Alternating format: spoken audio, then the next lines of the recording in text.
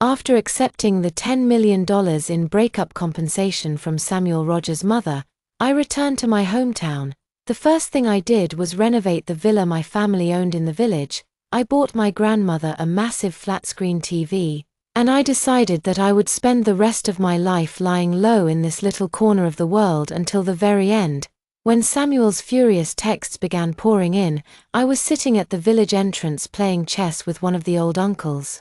"Your knight moves in an L shape, sir." "Missed it again," I said, raising my eyebrows. The old man clicked his tongue and replied, "Your phone won't stop buzzing. This win does not count. My name is Emily Parker." After spending 4 years as Samuel's assistant and his so-called girlfriend, his mother finally came to see me. It was my birthday. He had reserved a private dining room that evening, but instead of Samuel, it was his mother waiting for me inside. "Hello, I greeted politely. "Where's Samuel?" She gave me a gentle smile. "Samuel went to pick up Emma.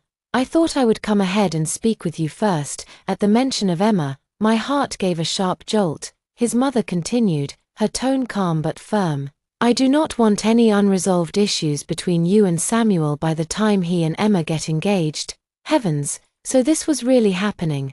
The kind of drama I had only seen on television was now unfolding in my own life. I kept my voice steady. "What would you like me to do?"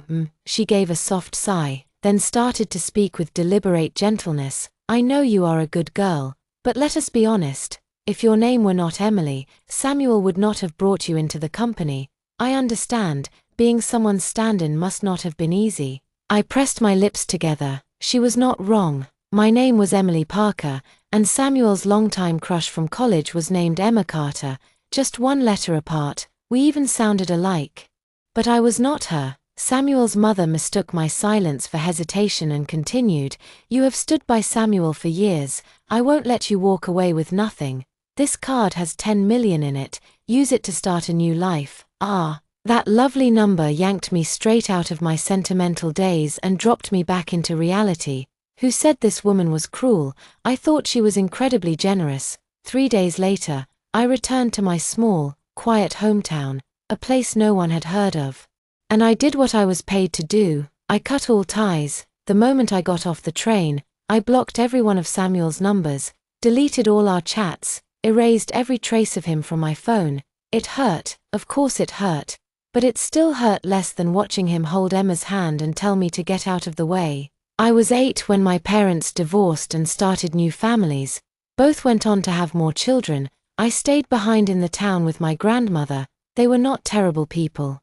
They sent me money every month for my living expenses and tuition. When it came to love and responsibility, I guess each parent offered one part. As a child, I used to tell Grandma that I would earn a lot of money and bring the family back together.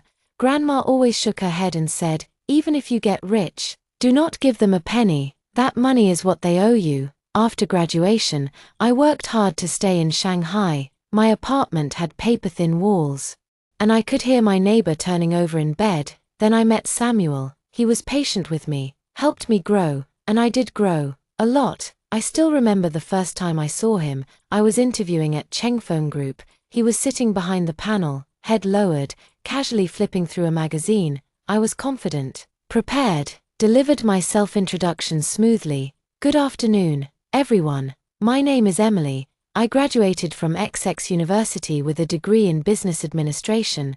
He looked up once, glanced at me, then abruptly stood and left the room. In my heart, I thought, what's wrong with that guy? Just when I was preparing to move on and schedule my next interview, I got a call. "You're hired." Now that was a big company for you, fast and efficient, and just like that, I stepped into 4 long years of emotional entanglement with Samuel Rogers.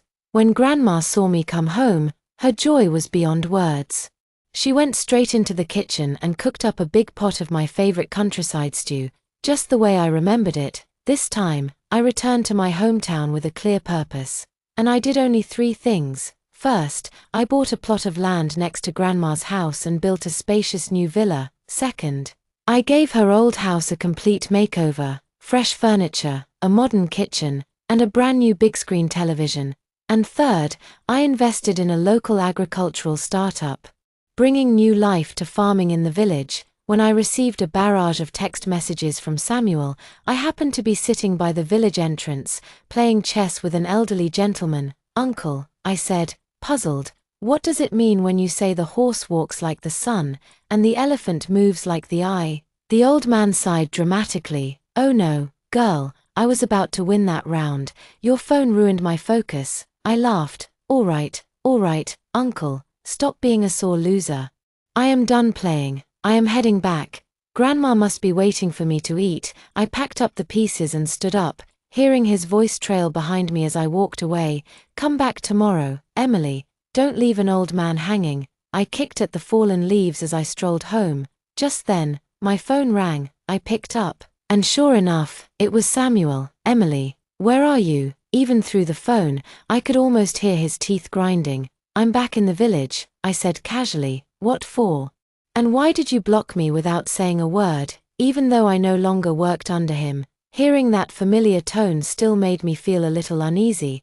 "I came home to grow vegetables. I'm starting a new life here," I answered. "You and Miss Carter can carry on your own happy life now." There was a long pause before Samuel finally responded.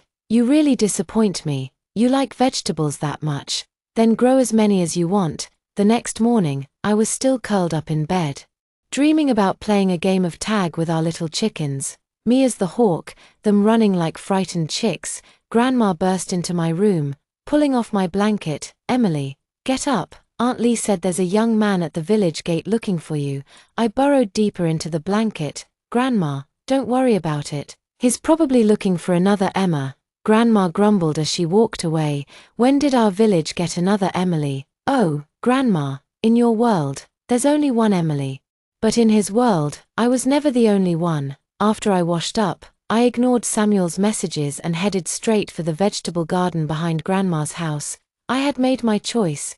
Between being someone's shadow forever and living freely and happily at home, I knew exactly what I wanted. I was crouched down, carefully inspecting why celery seedlings looked so much like baby radishes, when a familiar pair of polished shoes appeared in front of me. "Emily," Samuel said, his voice low, "so this is the life you really want?" So much for the dramatic reunion scene I had imagined. I thought I would stand tall, calm and proud, completely indifferent. Instead, he found me squatting in the dirt, head tilted, hands muddy, inspecting vegetables like a curious fool.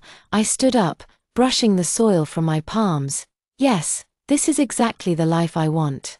I spend my days helping Grandma dance and laugh. I play chess with Uncle Jong so he does not sit alone staring at the sky. I feed our chickens and cheer when they lay more eggs. I spoke with a smile, but there was no softness in my voice. Samuel stared for a moment. Then, without another word, he turned and walked away. In my head, I could almost hear the soundtrack of a dramatic romance. Some sweeping piano from a Korean drama where the heroine must push away the man she loves for his own good. But that was not me. I was never the heroine. In his story, the real leading lady was someone like Carter Yao, elegant, proper, born to match his world, and I was just the extra, a fill-in, a temporary stand-in for the girl who never left his heart. I wiped away a stubborn tear at the corner of my eye and, just like always, made my way back to the village entrance. Uncle Jong was already waiting, chessboard ready, and I sat down beside him. Just as I promised I would, I did not have time to be sad. If I did not keep my eyes on Mr. Jong's chessboard, there was no telling when he would make his cannon move straight or have the elephant hop across like a knight. But today, something felt off. Mr. Jong's moves were unusually sharp. I looked up and saw him fiddling with one of his ears the entire time. You cannot fool me. After being with Samuel for 4 years, I could tell what he wanted just by a twitch of his lips. Such a childish way of exacting revenge. It was not hard to guess who was feeding him moves through that earpiece. Apparently, even Mr. Jong had been recruited. I stood up and said with a smirk, "I am done playing. Mr. Jong, next time, let the person in your earpiece come and play face to face." Leaving the bewildered old man behind, I walked away without looking back. I heard footsteps chasing me. Just like that, a spark of mischief rose in me. I grabbed the leash from Aunt Lee, who was holding her sheep, and started running. As I took off, I called back, "Aunt Lee, let me take your sheep for a walk." She shouted after me, "All right, Emily, just be careful not to fall." And so, on the little village path, there was the sight of a young woman in a skirt running ahead, tugging a sheep behind her, and a man in a suit sprinting after her. Even the village dogs must have stopped to think, "Mom, I just saw a masterpiece come to life." Of course, even with a sheep leading the way, I still could not outrun Samuel. He caught up, breathless. "Emily, what are you doing? Who gave you permission to leave?" I shot back, "Your mom." He narrowed his eyes. "Did you just insult?" I said it was your mom. She's the one who told me to leave. Just then, Uncle Chen came back from the fields, rattling up the road in his trusty three-wheeled cart. The moment Samuel saw the vehicle, he instinctively took several steps back. Uncle Chen pulled up beside us. "Emily, want me to take the sheep home for you?" "Sure," I said, brushing the hair from my face. "Take it to Aunt Lee's place, and when you pass by my house, tell Grandma I'm not coming back for lunch today." After he drove off, I took Samuel to the village's only little diner and treated him to a local specialty, clay pot rice noodles for 8 yuan a bowl. Feeling generous, I even ordered him a cup of the most authentic artificially flavored milk tea in town. When Sister Zhong brought our food, I reached into the bamboo holder on the table and handed Samuel a pair of disposable chopsticks. "Mr. Rogers, your chopsticks." Samuel hesitated, but eventually accepted them. As he picked up his bowl, he asked, "After this, come home with me. Tell me, how much did my mother give you that made leaving me seem like the better option?" 10 million, I replied without blinking. Then I added softly, "and a chance to be the lead in my own story." Samuel gave a faint smile. But there was something in it, a bitter curve I could not ignore. 4 years, he said, "you threw me away for 10 million. Why couldn't you be the lead while staying by my side?" I sipped the milk tea. It had coconut jelly in it, sweet enough to make my stomach churn. "Samuel, I'm 28. I could tell he wanted to say something, but he stayed quiet. I met him when I was 23, but I could not stay in someone else's spotlight forever. For men like him, 28 is prime time. Boardrooms, deals, celebrations, always for another business one, never for a heart truly understood." He looked at the milk tea for a long time, then asked, "Is this the kind you used to drink as a kid?" I nodded. He picked it up, inserted the straw, and took a sip. Then he left. Samuel was always busy. But before he walked away, he said, "You were never a side character, Emily, and you were never a stand-in. The only person in my heart has always been you." I will admit, I wavered for a moment. But I had already taken the breakup money from his mother. A promise is a promise. Ever since Samuel's visit, I had been dreaming about our past almost every night. I had a dream about the first time we met. I introduced myself, and just as I finished speaking, he looked up, and in that moment, our story began. I dreamed of our trip to Europe, walking along the beach. I ran barefoot ahead, laughing into the wind, while he followed behind, carrying my shoes and calling my name. I dreamed of the time I fell ill with a high fever. He, a man always busy, stayed by my bedside for 2 full days and nights without leaving. I dreamed of how he never missed my birthday. Every year, he would block off time just for me, order a custom cake, and prepare surprises he had planned for weeks. I dreamed of the nights we spent together, the way he whispered in his sleep, over and over, in a voice thick with dreams. He murmured a name, Emily. I could never quite tell if he was calling out to me or someone else. I dreamed of the day I found a photo buried deep in the bottom drawer of his desk. The girl in the picture had a name that sounded just like mine. He offered no explanation, just reached out and quietly took the photo back. Maybe I am guilty of being too easily swayed by appearances. Maybe that is why, when he finally asked me to be with him, I said yes, even knowing deep down we came from different worlds. Even knowing part of the reason I was called Emily might not be as innocent as I once thought. Fine, I confess, I was weak. I could not resist a man who was not only handsome and wealthy, but also gentle and seemingly sincere, but I had no time to wallow in regret. I had to hurry to my grandmother's vegetable garden to fertilize the crops. I changed into overalls and sneakers, trying to strike a balance between stylish woman and farm girl. After 30 minutes of dragging my feet, I finally put on my gloves, filled a basket with fertilizer, and set out like a determined little gardener. If I am being honest, this might be the outfit I have regretted most in my entire life. When I arrived at the garden, I began spreading the fertilizer exactly as the shop had instructed. I felt full of energy, totally at one with the earth, or perhaps with the entire universe. That was when she appeared, a woman with chestnut brown curls, glossy waves, wearing a custom couture outfit and a pair of Valentino heels. She looked like she had just stepped off a runway. I glanced up and silently grumbled, seriously, who dresses like this in a village garden? Who is she trying to impress? Then came her voice, sweet and pleasant, yet piercing as a slap. Hello there, do you know where Emily's house is? I looked up and immediately recognized her face. It was unforgettable. I had imagined our first meeting countless times. In every version, I was graceful, beautiful, calm. I would turn around with poise and say something like, "He's all yours." I never imagined I would be wearing rubber gloves, gripping a handful of fertilizer, dressed in childish overalls with a basket strapped to my chest. I wanted to run, but there was nowhere to go. She looked at me with a slight smile and asked, "You are Emily, right?" "I am her second personality," I said dryly. Who in their right mind would admit it was them? She paid no mind to my sarcasm or my identity as Samuel's ex. Instead, she chirped, "Wow, you are funny. No wonder Samuel said I could learn a lot from you." "Learn what?" "How to plant vegetables," I asked, flinging the last of the fertilizer onto the soil and staring at her.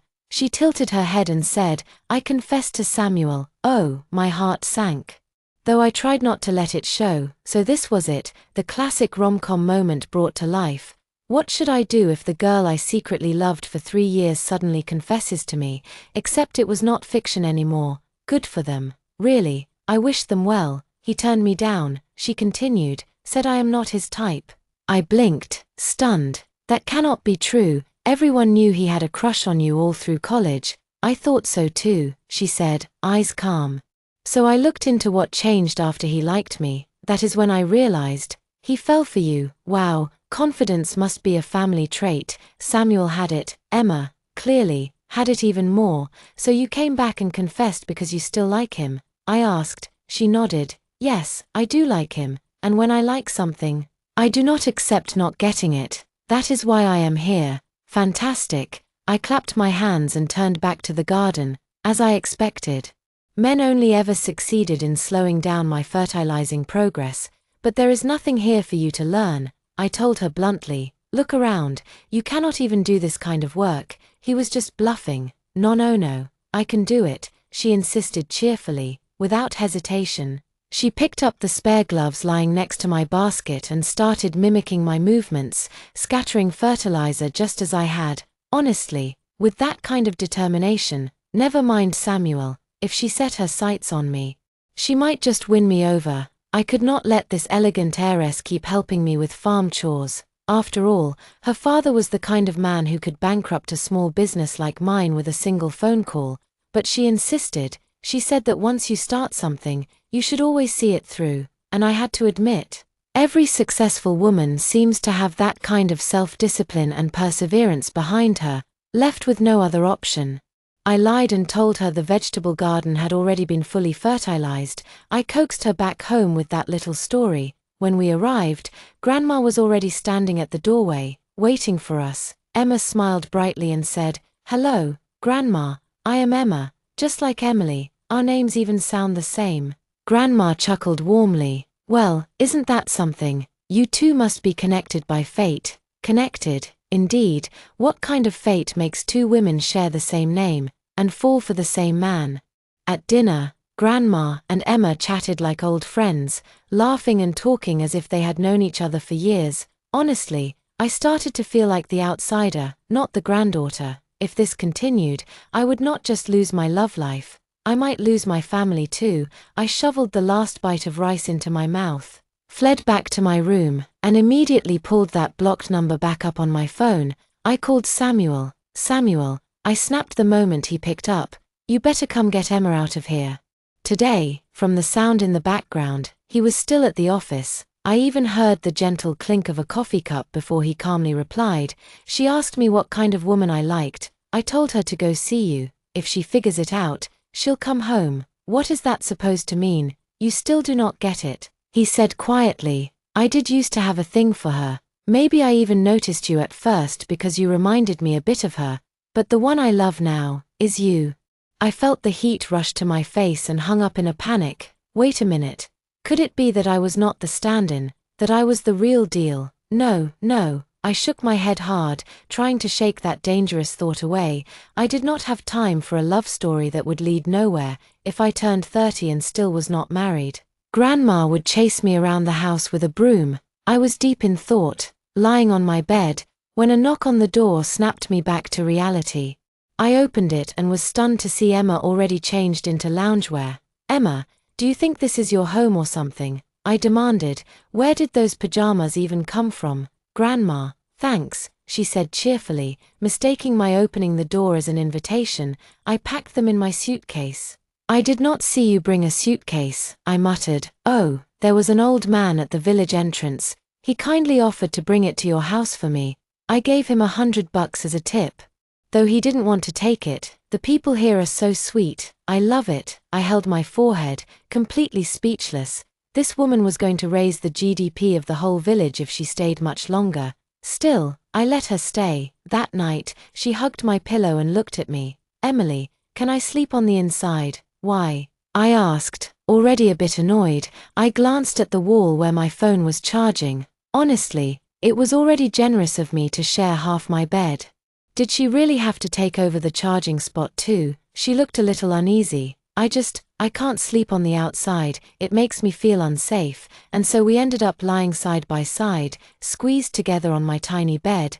Then she whispered, Emily, when did you fall in love with Samuel? To be honest, I had never stopped to think about when it started.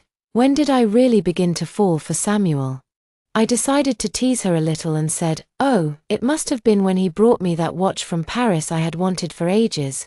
Or maybe it was when he gifted me that one-of-a-kind couture dress, oh, and that ruby necklace he bought at the jewelry expo. Just because I looked at it twice. Emma sat up straight, staring at me with wide eyes. Did he ever tell you that, during my exchange semester, he had my favorite breakfast flown in every morning, and sent me flowers every week? Every time I threw a party, he picked up the bill. I blinked. Samuel had never mentioned any of that. I looked at her. So, why didn't you say yes back then? Emma laughed joyfully. She had clearly won this round in our silent battle. Those things, those lavish gestures, I had never even known about. She lay down, pulled the blanket over herself, and turned her head to look at me. Emily, Emma said softly, people like us, when they spend money on you, it is usually for an exchange of benefits. But when someone truly likes you, they will give you their time. After she said that, she closed her eyes and fell asleep almost instantly. She looked so calm, so composed, it almost made her seem like some kind of love guru.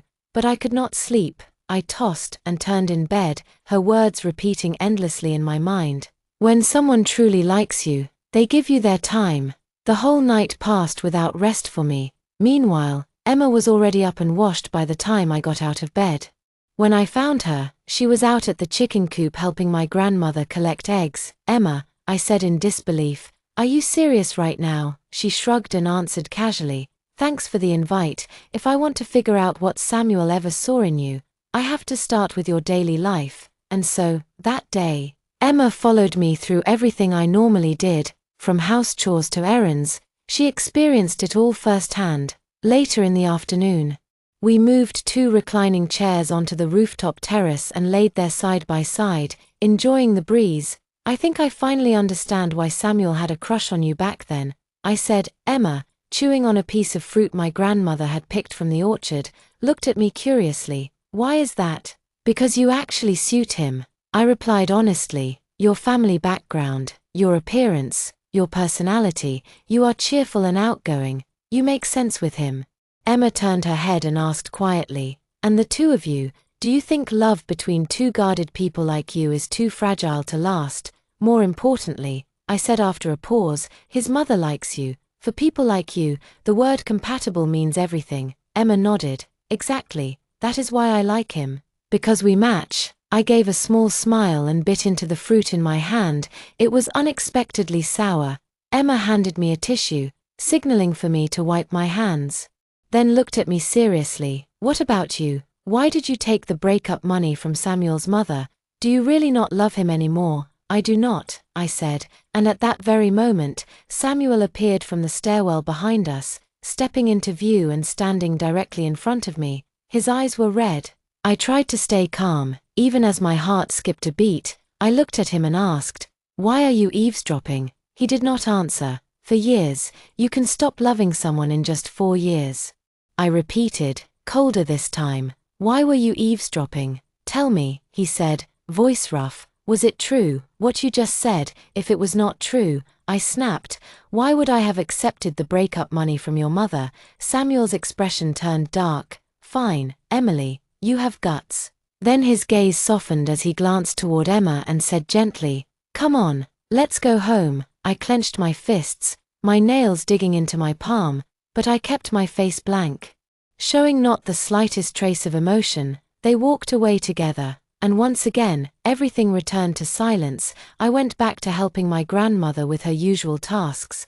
Planting vegetables, spreading fertilizer, gathering eggs. I tried to focus, but my mind wandered. I dropped 2 eggs while putting them into the basket. I pulled 5 radishes from the ground, only to realize 2 had fallen somewhere on the way home. Frustrated and distracted, I gave up and opened my social media feed. It had been a while since I scrolled through my timeline. Most of the people on there were somehow connected to Samuel or our past, so I usually avoided it, but today, I kept scrolling, and suddenly I saw a post from Ji Yuan, a former co-worker and good friend. She was engaged. I clicked the photo. In the background were 2 all too familiar figures, Samuel, smiling as he handed a piece of cake to Emma. Anyone looking at that photo would say they were perfect together. I shut off the screen and buried my head under the covers, trying to block everything out with sleep, but my phone rang. It was Ji Yuan. "Emily, I'm engaged," she said excitedly. "I just saw it," I replied with a smile. "Congratulations, Ji Yuan, you and Cheng Hua finally made it, thank you. I really thought we'd get to go on a honeymoon together. You and Rogers, me and Cheng Hua, are you two really not getting back together?" "Probably not." There was a pause, then she added, "No matter who you end up marrying, you better come to my wedding and be my bridesmaid." "Okay, of course, I figured you didn't invite me to your engagement party because you had a special role saved for me." "Exactly, I invited a small group for the engagement, then I'll invite the rest for the wedding." "Smart plan," I said warmly, "very smart." Ji-Yuan stayed silent on the other end of the phone for a long time. I could hear her breathing, like she wanted to say something but could not find the right words. Finally, she spoke. "Emily, I really believe Mr. Rogers loves you. Maybe he just was not ready for marriage yet. Are you sure you do not want to wait a little longer?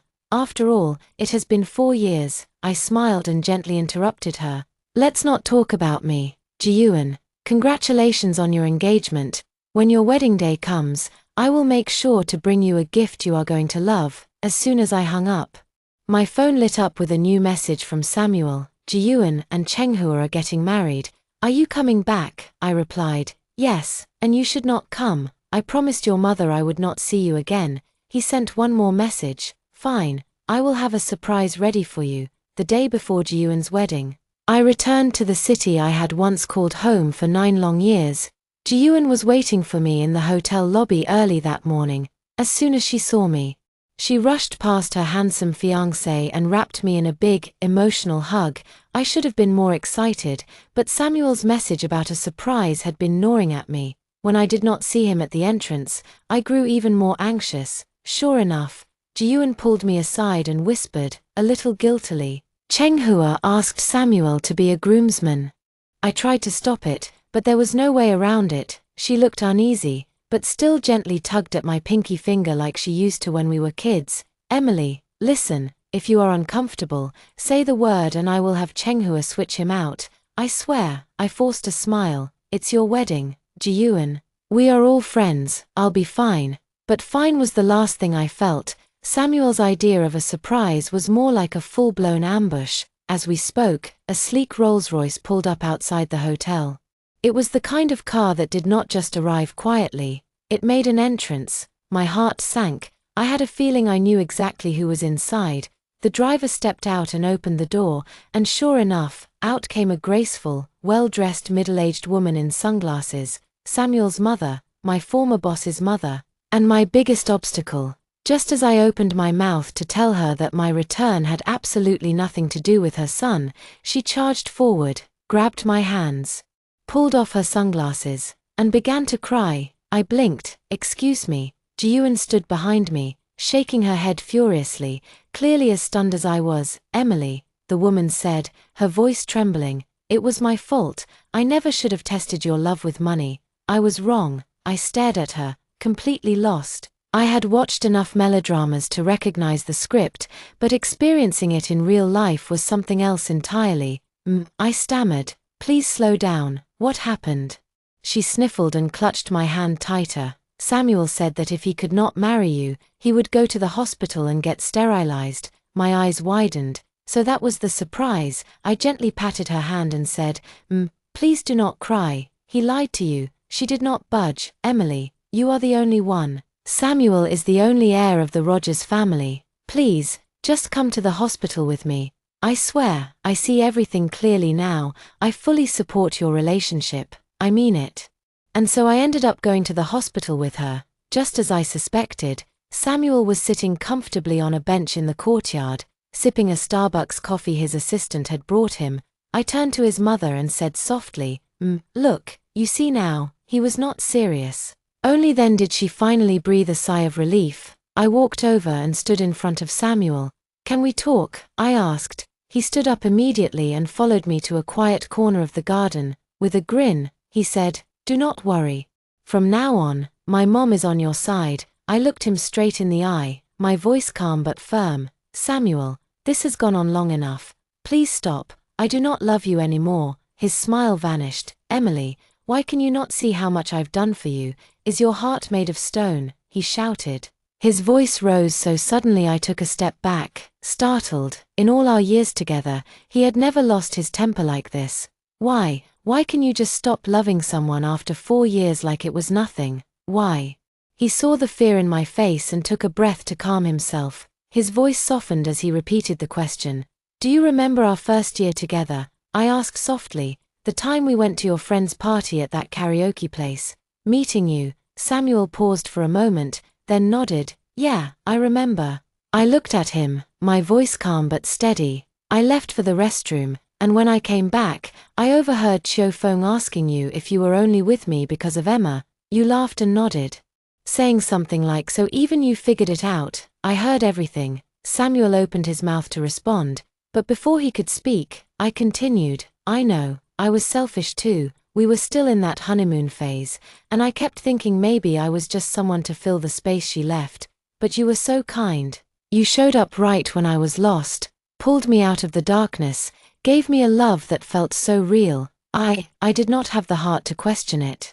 I did not want to ruin something so beautiful." As I spoke, my voice began to tremble. The feelings I had bottled up started to spill over. Samuel, who had been listening silently, suddenly leaned forward, his voice anxious. "I am sorry, but I think I can explain. Please, let me explain." I swallowed hard, trying to blink away the tears welling in my eyes. I told myself that if this really was our last conversation, I did not want him to remember me as a woman with smeared makeup.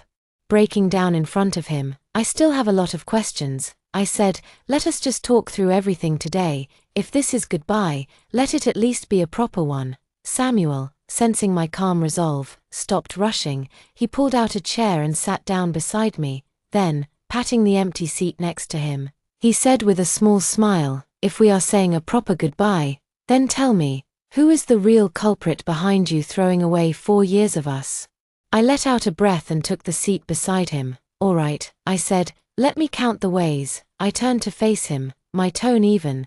"There was that time I found a photo of Emma in your desk. You did not explain. You just asked me to give it back." Samuel's face twitched slightly, but I continued. "Then there was the business dinner we attended. You said, right in front of the client, that I could not hold a candle to Emma. You may not have known, but I heard every word. And then Our third anniversary. You promised to celebrate my 5th birthday with you by proposing, but the only thing I got that day was a call from your mother, telling me you had gone to pick up Emma. Samuel sat there, silent, his expression unreadable. After I finished, I gave him a nudge. That is it, I am done. He nodded. All right, then let me have my turn, and once I am finished, you can decide if you still want to walk away and pretend we never existed.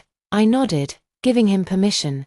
The first one, he said, at the karaoke place. I only got halfway through answering Chio phone when you came back. We never got to finish that conversation. I looked at him. And what was the rest of your answer? Samuel's eyes softened. It was the turning point. The moment I realized how lucky I was to meet you. That answer stirred something deep in me. So maybe, just maybe, I was never a substitute, he continued. As for Emma's photo, yes, I had it in my desk, and yes, I asked for it back. But not because I wanted to keep it. I had forgotten it was there. It was a photo, something personal. I just thought it should be disposed of properly. He turned toward me, his expression sincere. I should have realized how that made you feel. I truly did not mean anything by it. That was my fault. Inside, I thought, well, you asking for it back without a word did feel like confirmation that I was nothing more than a stand-in. Still, I found myself waiting, hoping, for what he would say next. I looked at him and asked, all right, then what about what you said to the client? I could not have imagined that, could I? Samuel blinked. Wait, you heard that? Why did you never say anything? Did you really think I did not like you? I tilted my head, half laughing through the sting. Wow, Mr. Rogers, turns out I have better hearing than you thought. He looked utterly regretful as he opened his mouth to explain. That client, he is actually one of Emma's obsessive admirers. He said he wanted to pursue you. And I told him what he really liked was Emma's family background. I said you were nothing like her in that regard. Well, he was not wrong, that was the truth. I lowered my head, quietly letting the hurt sink in for a brief second. Then he added, but I do not care about your background. You, as you are more precious than all of that. Just like that, the sadness vanished, but Samuel said nothing more after that. He stood up and said calmly, all right, there is one final question. I will answer it after Chunghua's wedding. The next day was Ji Yuan's wedding. We woke early to help her with her makeup and joined her for the morning photo shoot in matching robes. We took countless pictures at the hotel until the groom's party arrived. As expected, Samuel was among the groomsmen. One of the wedding games involved tossing rings onto soda bottles labeled with the word wedding shoes. The challenge, the groomsmen had to get the rings on while holding onto the groom. Everyone began cheering for Samuel to support Chenghua from behind, allowing him to lean forward and get a better angle.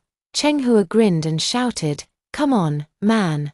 I have been your lackey for years. Time for you to shine. Samuel rolled his eyes but then, without warning, wrapped his arms around Chunghua's waist and hoisted him up. Everyone in the room gasped in amazement, as if they had just witnessed a rare cosmic event. We have all seen beautiful brides and handsome grooms before, but 2 6'1" men clinging to each other in broad daylight.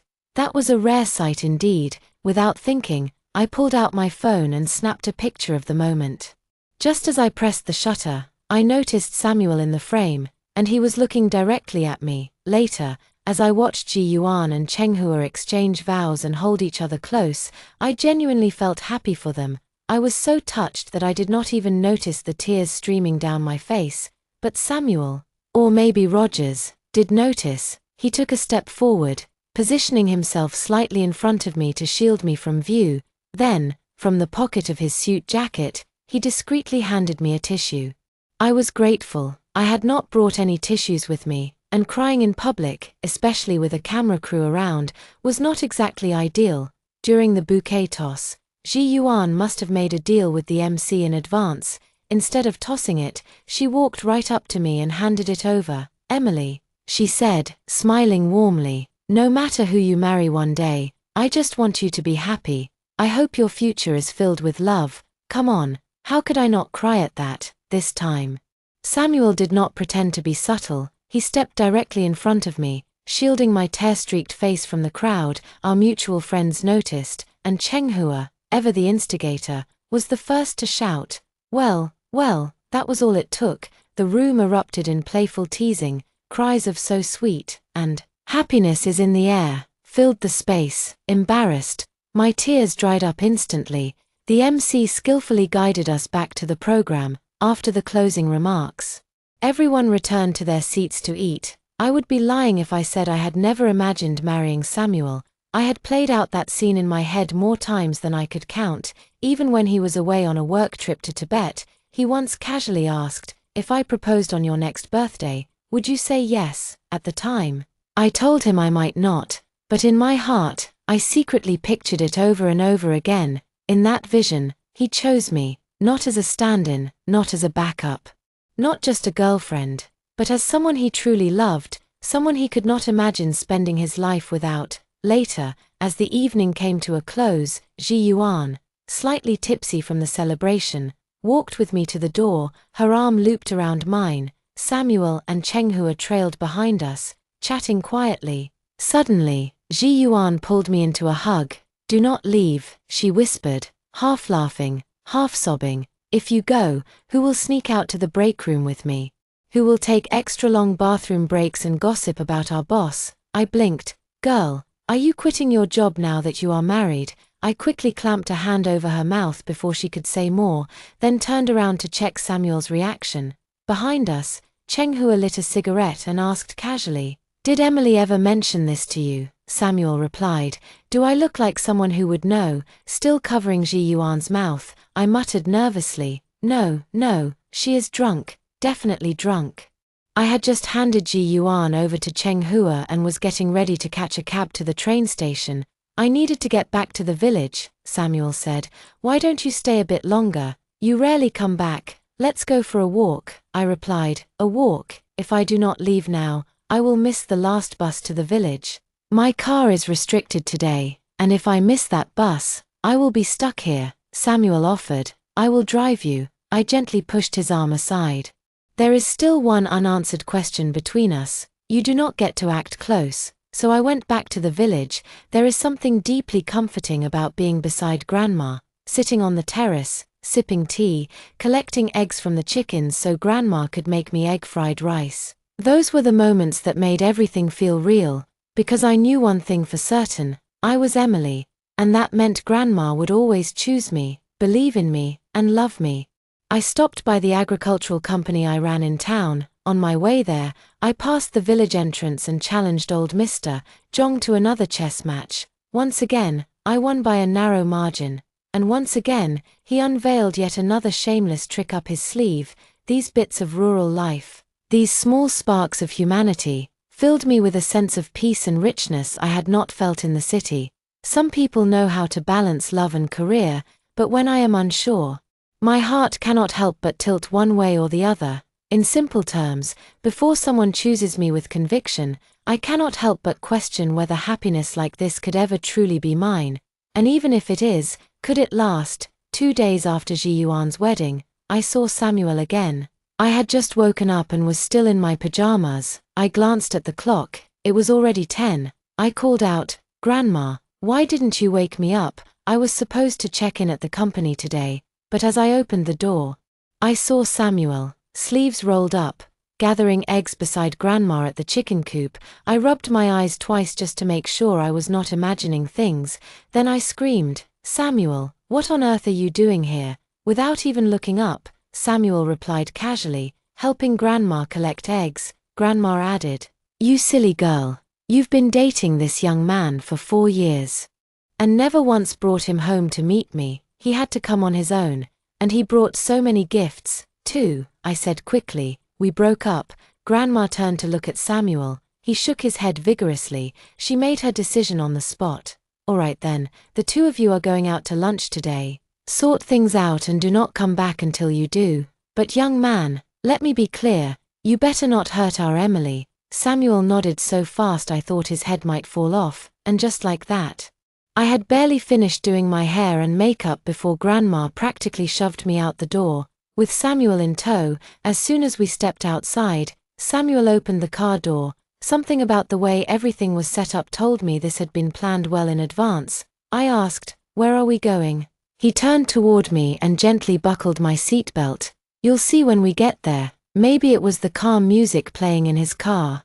Maybe it was how familiar it felt to sit in the passenger seat while he drove, I do not know, but somewhere along the way, I dozed off. When I opened my eyes again, we were pulling up in front of the hot spring resort where we had taken our first short trip together, and there, waiting at the entrance, was Emma. She walked over to my side of the car and smiled. Just wanted to let you know, I've officially given up on Samuel, no need to feel bad.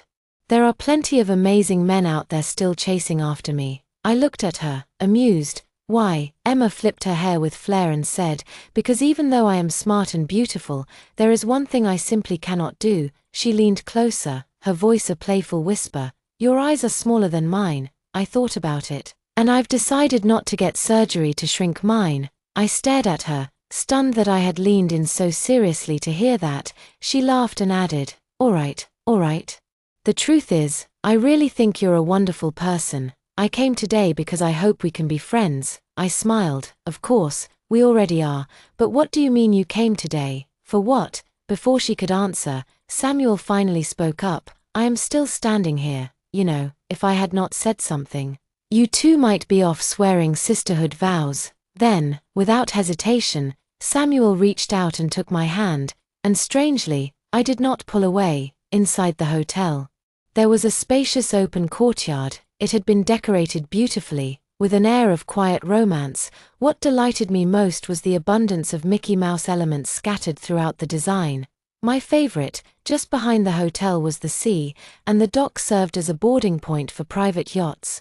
Samuel held my hand as we walked toward the marina. Halfway there, I suddenly realized Emma was no longer with us. I stopped in my tracks and said, wait a second. Emma did not follow us. Samuel looked back and said calmly, she's already on the yacht, waiting for you. Still doubtful, I followed him. I was not sure whether to believe him or not, but I went anyway. By the time we reached the dock, the sky had begun to darken. Just as we stepped onto the yacht, fireworks erupted across the water. I thought to myself, who goes to this much trouble for a proposal? That is so over the top. And just as that thought crossed my mind, Samuel suddenly dropped to one knee in front of me.